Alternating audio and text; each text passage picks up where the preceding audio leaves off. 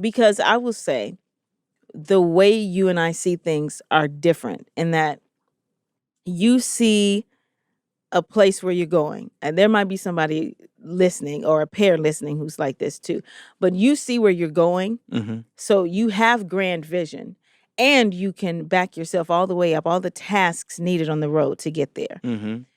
But the way I see things is like a bird's eye view, which is also why I'm not super detailed when it Mm-hmm. comes to tasks. And so I see like, oh, but that can be stressful to him in that way, and that can be stressful to him in that way. So why don't I just do this and take that off of his plate? In your mind, you've calculated you can do all the tasks, Mm-hmm.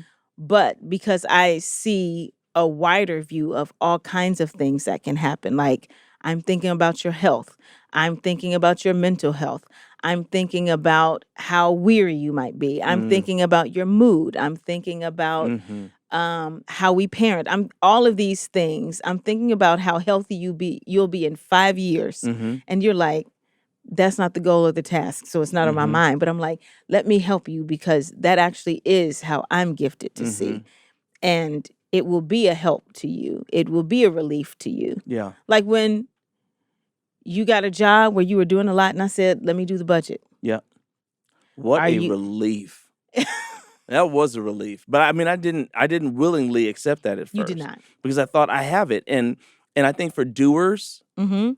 to let a task go or to pass a task on Mm-hmm. is a screaming statement of failure. Really? It's deafening. It is deafening. Even when I feel like I'm overwhelmed, Tell me more. if somebody says, "Hey, let me come and do that for you," the tape that plays in my head is because you can't do it on your own.